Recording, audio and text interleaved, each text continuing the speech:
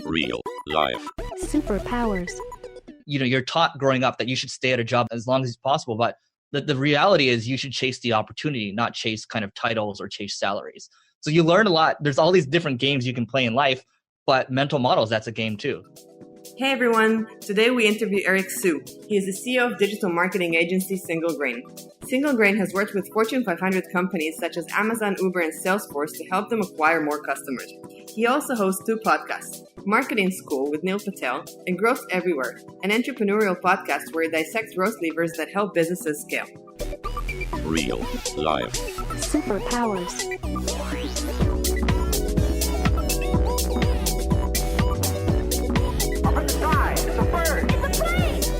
Gentlemen, we can rebuild him. We have the technology. Real life. Superpowers.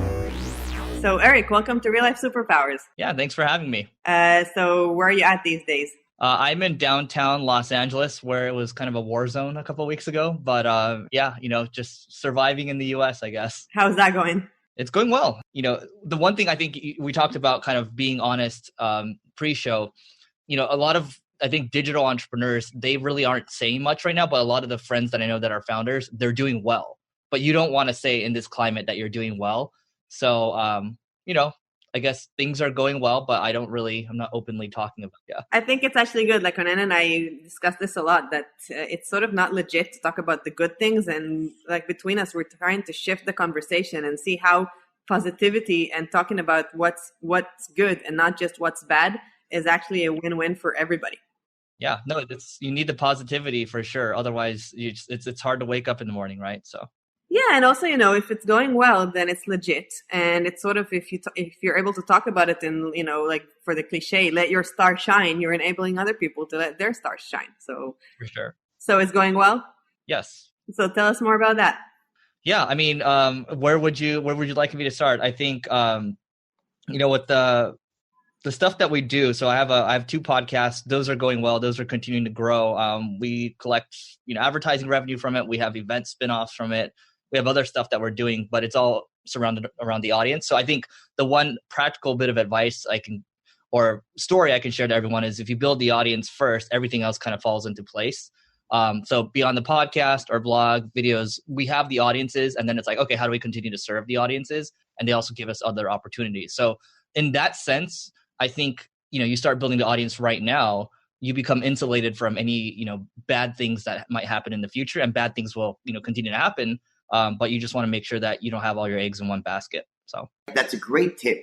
But do you feel that there is something of people in the beginning, they want to be part of it and help it grow. But when it grows, the responsibility sort of changes and you're sort of not doing the same thing because you're scared that people will perceive it differently. Yeah. So there's a couple of things in that, right? I think nobody knows what it's going to grow into. And then Facebook's a good example of that, right? Now it's you can basically use it to manipulate people, right? Because people are very easily convinced to do things. It's to me, it's marketing 101, right? I'm not political, but you look at, why did Trump win the presidency? It's a lot of marketing. It's a lot of branding that went into it. And that's why he won, right? She had a better message than the other person. I'm not saying I like him or I dislike him. So there's that. So I think, yes. And then Facebook didn't realize that I think what you're referring to is unintended consequences, right? It's like you build this, okay, what happens after? What happens after that? What happens after that? And I don't think enough people think about that. And so I think the practical lesson here is I love reading about mental models. There's a great blog called Farnham Street.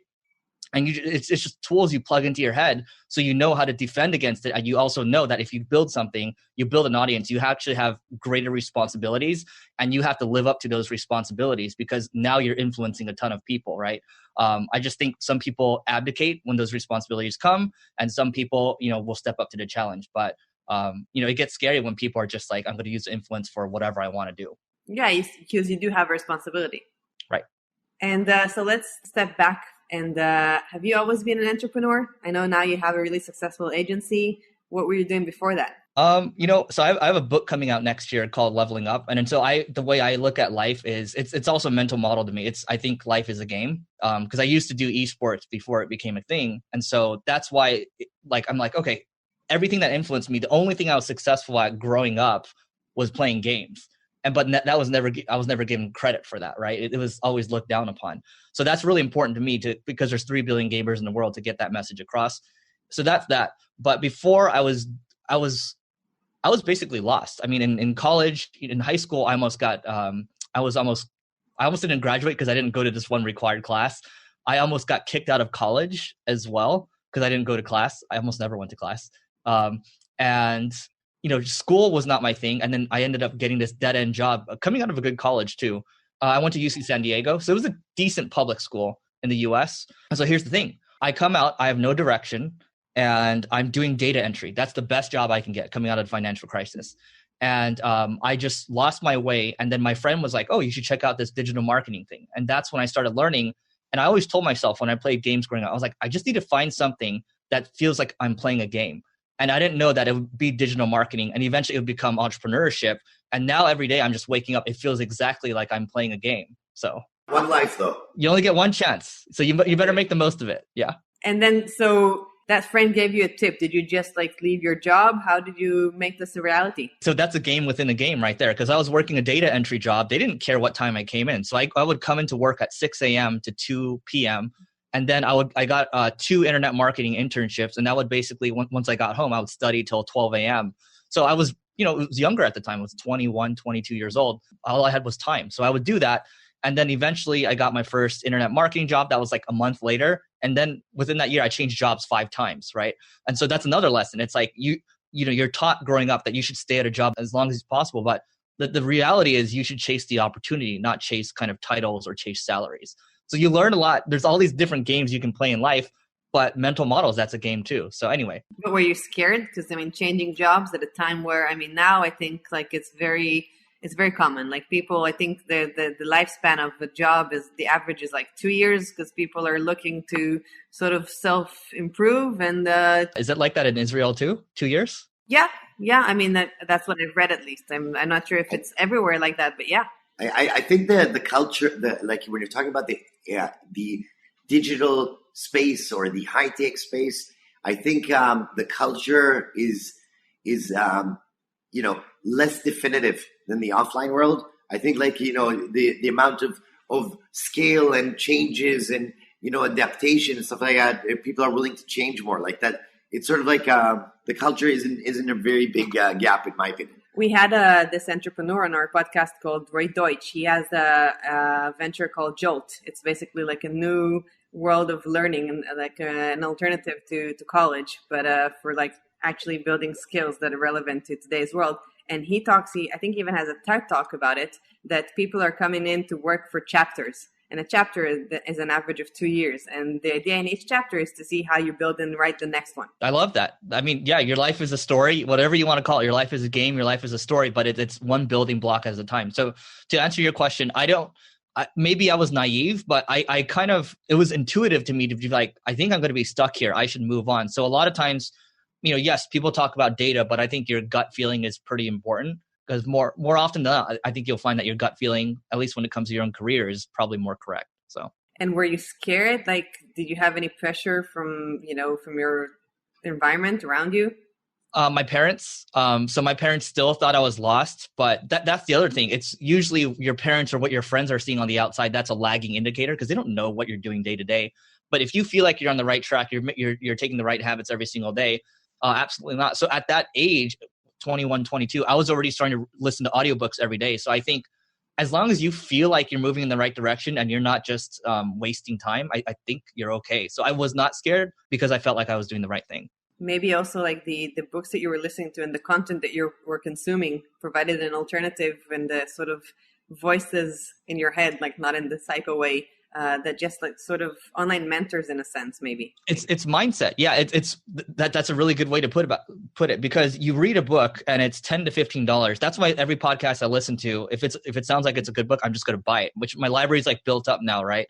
But it's cheating to me because it's so cheap. You get someone's life experience, and then once you start to become more successful, then you hire a mentor, you hire a coach, worth its weight in gold. Yeah, you think that even in this day and age where you can basically get those mentors for $15, and for the most successful people in the world, you would still get a real life mentor? Yeah, and I'll give you an example. So the types of mentors I look for are people that have been where I'm trying to go. So my current my coach right now, and I'll be very transparent with you, I pay him $5,500 a month, which is expensive, right? But he founded a venture firm called Flatiron Ventures, I believe, with another popular VC named Fred Wilson.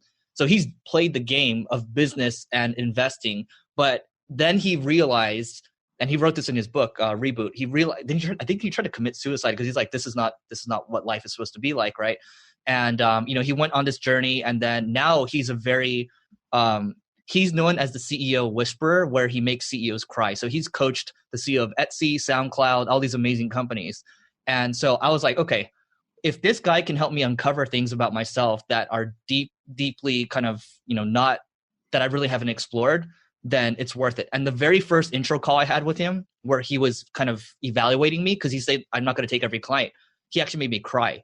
And I haven't done that in a very long time. So if someone can make you feel a different way, I think it's worth exploring coaching. How do you find your coach? Like, where do you look for it? Yeah, so I've had a couple, and I've had a couple mentors too. I think the coach is more like referral. So one guy was speaking at a conference, and I just reached out to him. This guy, a lot of CEOs have talked about him, and people were like, he's not available. It's impossible for you to get him. So that was more of a challenge for me. Okay, here's another game. And I'll be honest with you, how I got this guy, I got one of his students onto my podcast, and I asked for an introduction. Is this the guy that also mentored Alex Bloomberg on Startup Gimlet? Yes. Oh, wow. He's good. Jerry Colana. Yeah. Cool. I heard that episode and I was thinking, wow, that is quite the process. He cried hardcore on that episode. I don't know if you listened. His coaching session was live. Yeah. Amazing. So are you getting really deep insights on yourself now? Here's the thing. I think a lot of us don't realize that the operating system we had growing up, 0 to 18 in the United States, or maybe 0 to 21 or whatever, it's your childhood. And that's such a huge foundation. It's how you're programmed. And so there's a lot of things to unwire.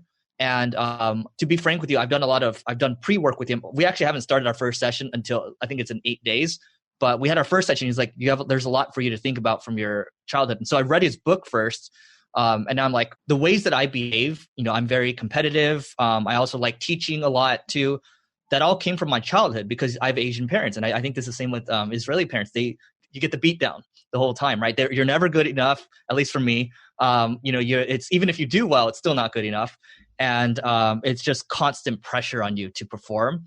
And there's a chip on your shoulder. So a lot of that, there's a lot of things I need to unwind. I'll just put it that way. What I like about it is I'm thinking you're gamification of I love that. The gamification of the challenging gamification. 2 questions. In your organization, do you try to interplay that in any way? And second question is, what kind of games? I know you're a Fortnite player, but are you StarCraft 2 player as well, or your strategy, or what are you? Yeah, so that's funny. So when I eat lunch, I watch StarCraft 2 replays. Sometimes I'm like, I should be watching CEO interviews, but I don't want to be productive the whole time. So I'll just sit and watch StarCraft 2 replays from top players. The games, my struggle with right now is when I would play Fortnite or whatever, it's but business is so much more fun. So the whole concept of the book is yes, play games, get really good. Those skills will carry over. But if you want to play the ultimate game and you want to make an impact on people, employing people, make an impact on the world, business is the best game, right? So I'm rewired now, but I do enjoy watching top players play. So that's what I do. And I might play in the World Series of Poker because it's online this year. So, and it's happening right now. That was the first part of your question. What was the second part? The second one is, how do you interplay the gamification? Because you're wired into that. How are the people going to... If you asked me this 5-6 years ago, I would have been like, okay, it's all about work at the company. It's all about doing, working really hard and I just constantly work, right? But the most important thing for any organization is culture. And culture is a game itself. It's an operating system. It's not just, people say it's platitudes at this point. Culture is not, it's not ping pong tables. It's not, kombucha on tap or whatever. But culture is your operating system. It's how people behave. And you have to build that very intentionally. And so I obsess over that now. And you'll find that the best CEOs in the world, all they do is obsess over culture. The one thing they all obsess over is culture. Even I'm stuck on the Zoom screen right now. We're on Zoom. And Eric Yuan, same deal. You look at his Glassdoor, very focused on culture. So that's one part that to me is kind of like playing a game. So do you think culture can be something that people can sort of lean into and absorb, or do they have to come with predetermined values of their own? Like, how much do you think that's flexible? I think a big part of it is the process that you have, but the first part of culture, and I'm sure a lot of your listeners know this already, but it's when people used to tell me, when I first joined this group called Entrepreneurs Organization, I was only 27 years old, and they would be like, Eric, have you thought about your core values? Have you thought about this? And I'm just like, oh, I've read about all this before. And then you don't realize how important that is until you actually have the company running and you go beyond 10 people or so. And then you realize it's everything. You hire and you fire based on core values. But even before that, it's the pre-work. People don't think, when they think about recruiting, it's just like, oh, we need to hire these people. But you don't think about how do they fit into the core values? Do we have ideal outcomes we're looking for from this person that we're hiring? Do we have ideal competencies that we're looking for? So we have a very methodical process that isn't going to be perfect, but it's a lot better than having no process, right? So each process is a thing that you add to the operating system. And then the machine, the game, you get to level up more because your machine is stronger than other people's. That's like really fascinating to me, and I'm trying to ground it to like an example that I'm sort of struggling with these days. So like one that comes to mind is in an organization with respect to customer support and having empathy. And I'm sort of struggling with understanding if that's something that that are good people can learn to sort of grow. Yeah, I mean, empathy is kind of, to me, it's I think you can have it as a core value, and in some cases you kind of expect these from people that you're hiring. Integrity, right? Integrity is kind of hard to have. You might as well just be like, we expect integrity from people. You're going to do the right thing, and you're not going to be shady. Empathy, I think it could work as a core value, and you just need to have systems in place to make that happen. And I don't have empathy as a core value, but for us, I'll give you an example. We have growth as a core value. So what we have in the interview process is, this is a really important question we ask, because you can ask so many questions, but it's like, hey, okay, John, what are you really interested in? What are you passionate about? I'm really passionate about rock climbing. Okay, you're going to have 5 minutes. Teach me everything you know about rock climbing in 5 minutes, right? And you can see if they really light up and if they're actually teaching you something. It's like, oh, I'm actually like, I learned from this guy and I think I would admire this guy. Then you got something on the growth side. So I don't know what it is for empathy. Maybe they have to give you a very specific example, but yeah. I see. Okay. Interesting. That's I got to think about that. Yeah, more. but he thinks it's a cool game, so we can. We'll upload it. So basically, you just decided that you're gonna try, and you started learning into the night because you had a lot of time. And then, like, when did you leave your day job? Was it like a leap of faith, or did you acquire like enough money or experience? What made you brave enough to do it? Yeah. I got fired. So okay. I was working at this company. It was a funny video website. I think at the time, I think it's still called break.com. And I was an SEO strategist, and I was getting bored. I was like, okay, getting paid a great salary. I think I was 25 years old or so. And then, growing up, it's like, oh yeah, you got to make 6 figures. And so I hit 6 figures. So I thought life was done. That's the thing. I was programmed to think that once you hit 6 figures, you're set. You should start a family. But I was like, oh, so this is it. And so what happened was I started an agency, a consulting thing on the side, and I put the logo of the company that I work for. So there's like all these like logos on my website because you got to add credibility, right? And what happened was a potential prospect reached out to the front desk, and then that went all the way up to the COO, and they found out I was starting a company. And using their name. Yeah, I used their name, as a badge. And they're like, okay, so they printed it out and they brought me in. I was like, oh, yep. And that's when I knew I got fired. But the moment they fired me, I actually didn't feel fear. I felt relief. I was like, oh, I'm free. So I went home and I was motivated. I just immediately went to work. I started reaching out to a bunch of people. And then I got to work there. And then things started to get to move there, but I was still kind of scared about consulting. And then eventually I got hired to be a VP of marketing at a tech startup. I learned a lot. Then I came into this company, the ad agency I own, Single Grain. And I wasn't a founder, but I was a 5th partner to help save the business. And then I can talk about that story. But, now I'm the only owner in that company. Wow. Yeah. So tell us about that story. Yeah. So have you had, by the way, you should have my podcast partner, Neil, on. Yeah. I consume his content. I think he's fantastic. Yeah, I'll talk to him later. He's down to do it. But so he was actually a partner in the business. I like to say it was one yellow guy, me, and it was 4 brown guys. So it was 4 Indians. It was Neil. I talked to all of them still. Neil, Heaton Shah, Sujin Patel, and another guy, AJ. So what happened was it was a failing SEO company. This was when Google Panda, Google Penguin updates hit. These are the algorithm updates, and they basically invalidated our SEO business. So they're like, okay, Eric, you helped save this other tech company. Come help save this agency. And it wasn't interesting to me at the time. I looked at it, I was like, this is a house of cards. This business is going to fall apart. So you were a VP of marketing at a company that was doing SEO, and then you were like able to save that, and you saw and you understood that you could probably help some single grain that are suffering from the same Google updates and need help. Yeah, that company was an online education company called Treehouse. And at the time when I joined, we actually only had 5 months of cash left in the bank. So I took the entire marketing budget, I bet the entire company on YouTube ads, and it worked. So that worked. We raised our next round and they grew. So we had a great product. We had a great team. What we didn't have was great marketing. And so Neil was like, hey, you helped save this company. Why don't you save this agency? How did you know Neil? I think so. With Neil, I used to read his blog when I was learning internet marketing. And when I didn't know stuff, I would email him and he would reply. So I was like, oh. So then I just kept emailing him. And then he got annoyed. And then finally he was just like, let's just get on the phone, which usually if you get annoyed, you should just ignore me. But then he got on the phone and then we met at Taco Bell in LA. So. Okay. And then you had that conversation and he understood that you were able to save that company, and he basically identified the potential here. So he invited you to join them. Yeah. So he's like, look, there's an opportunity here. And I was like, oh, I don't know. It's an agency. I'm not that interested in an agency because I thought I was so great because I worked, in SaaS and tech. Right. So I was like, oh, and I'm like, I think the business is probably going to fall apart because of the algorithm updates. I already saw it coming. But then I reframed my mindset and I was like, wait, but if I make it work, then the upside is really high, even if I have partners in it.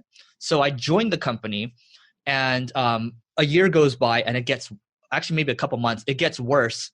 Sujin decides he wants out. All of them decide that they want out. Neil was like, you should get out too. The company's not worth anything. And so I said, now I'm like, oh, I get the whole thing. Now my upside is really high because if I fail, I still learn a lot. But if I make it work, I could just take all that cash and redeploy it into all the other things, which I'm doing now. I just redeploy all the cash.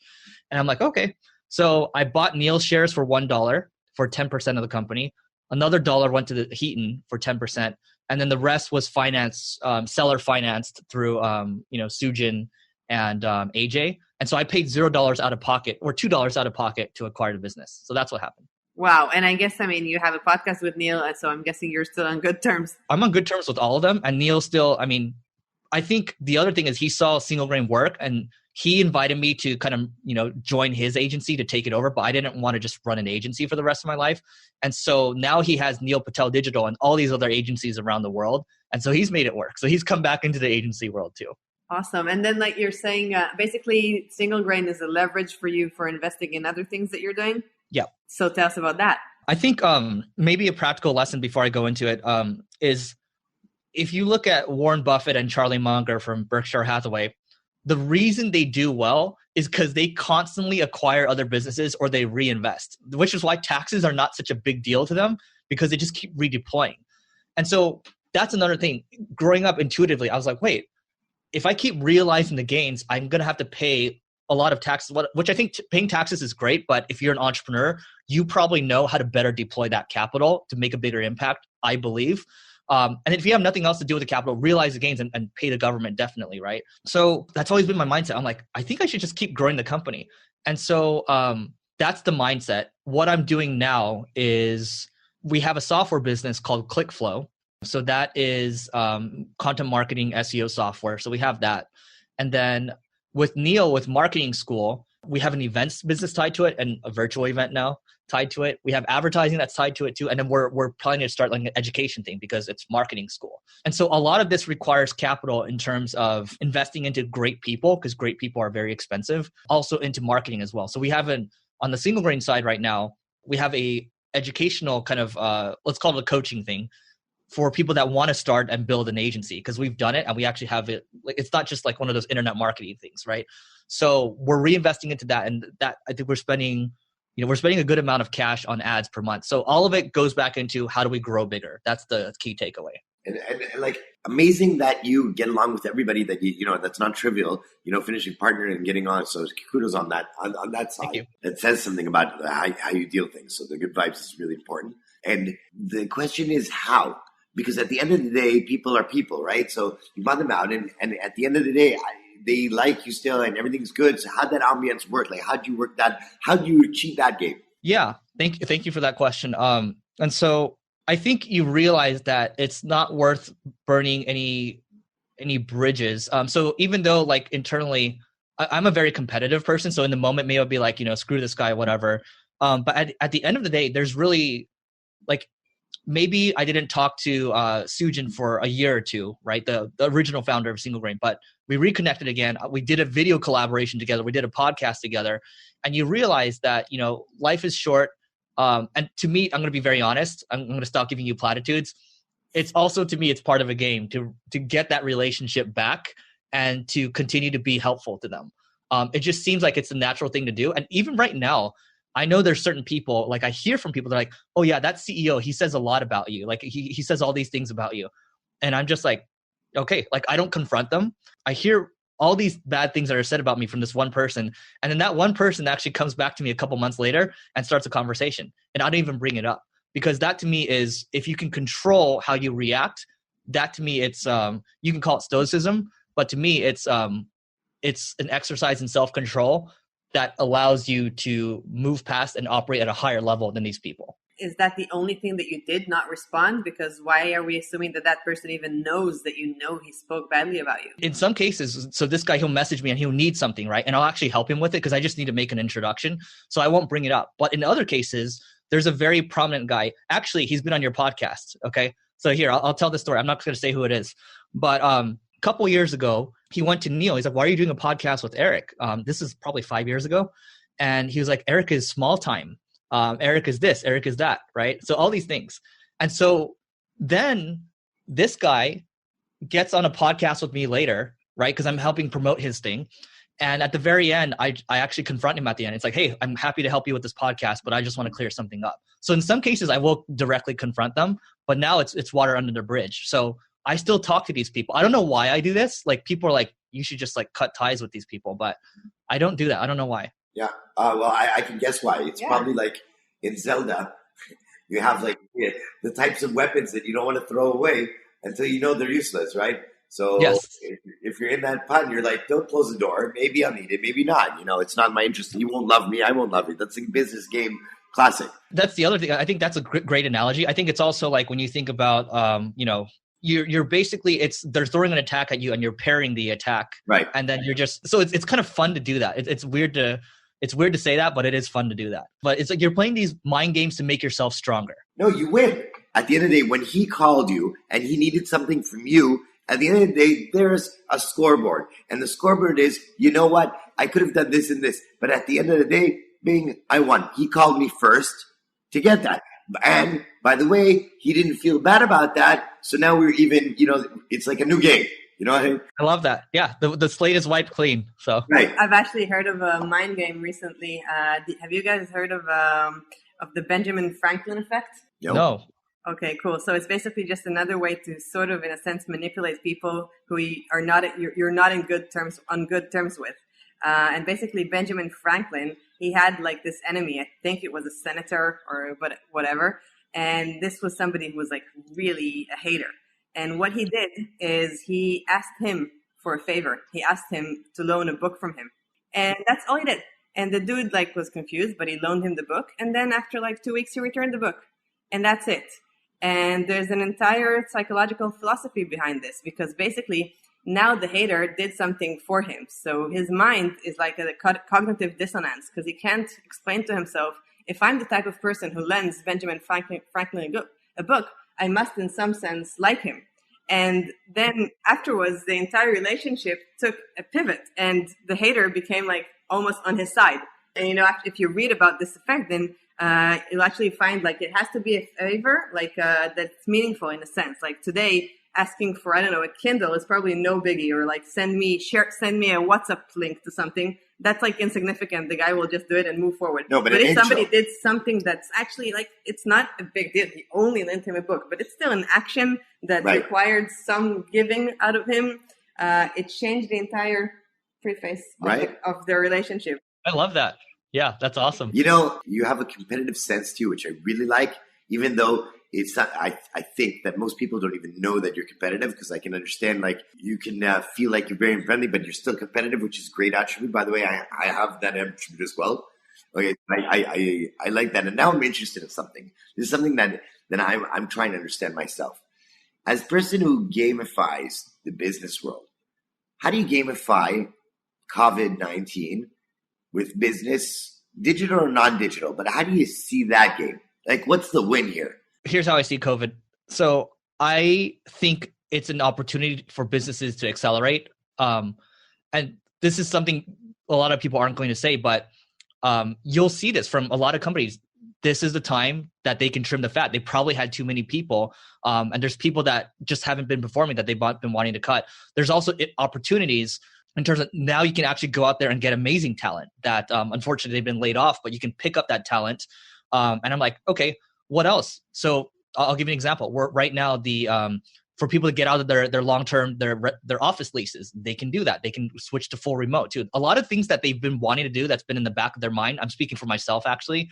I can just move it forward now. There's no complaints, right? I think Kevin O'Leary said this.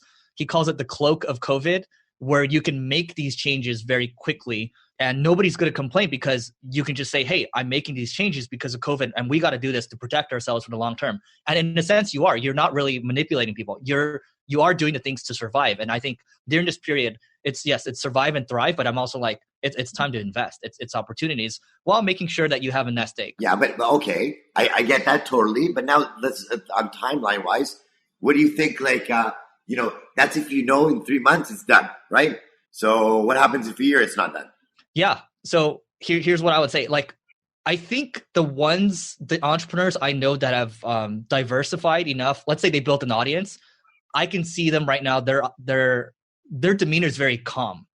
And so for me, yes, I talk fast. I might be a little intense, but I do feel like I'm good, because if you build the audience and you have, okay, there's podcast ad revenue here, there's event revenue over here, there's ad agency revenue over here, there's EDU revenue over here, there's all these different things. It's like, it's really hard to lose everything at once.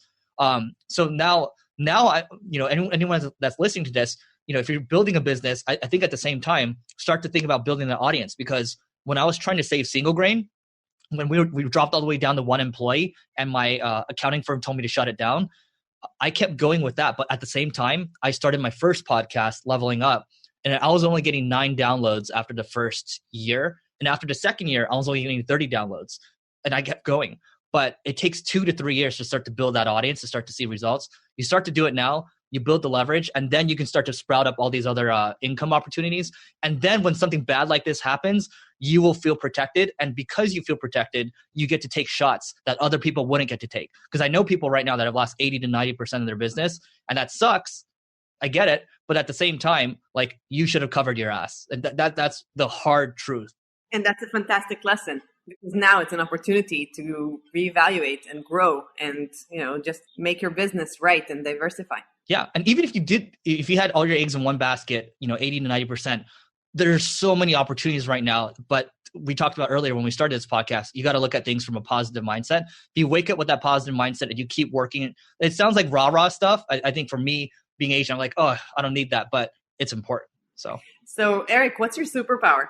I think my superpower is, my ultimate goal is to level up the world. So I think my superpower is teaching, because I like learning. So if I like teaching, learning goes into it, because if to be a good teacher, you have to learn. So my ultimate goal is to level up the world and just be, the greatest teacher I can be. Wow, love it. And your kryptonite?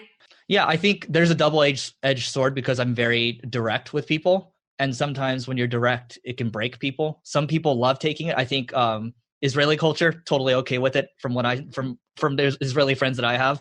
Asian culture, okay with it. But in other cultures, not so much. And that's been a challenge for me to adjust. I've gotten better at it, but it's still a challenge. I know a lot of people that really, really like what you do.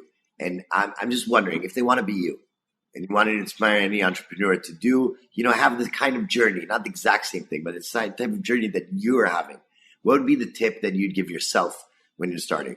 That's a great question. So I think if you think about all the other entrepreneur books out there, I've done 300 or 400 entrepreneur interviews as well. It's the same theme over and over. If it boiled it down to one word, it's persistence.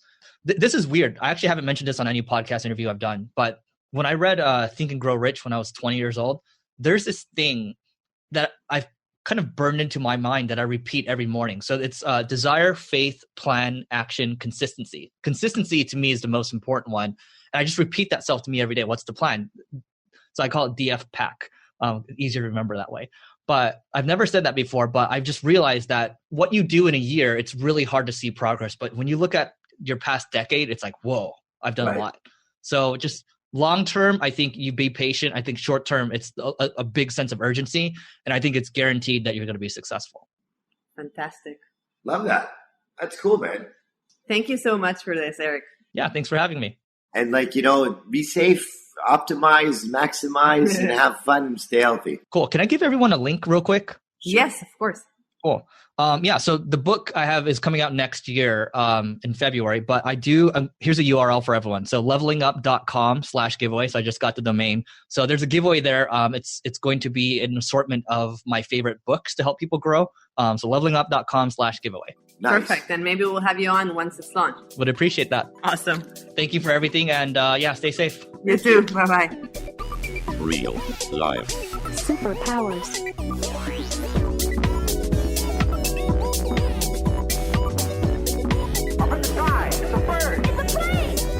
Gentlemen, we can rebuild him. We have the technology.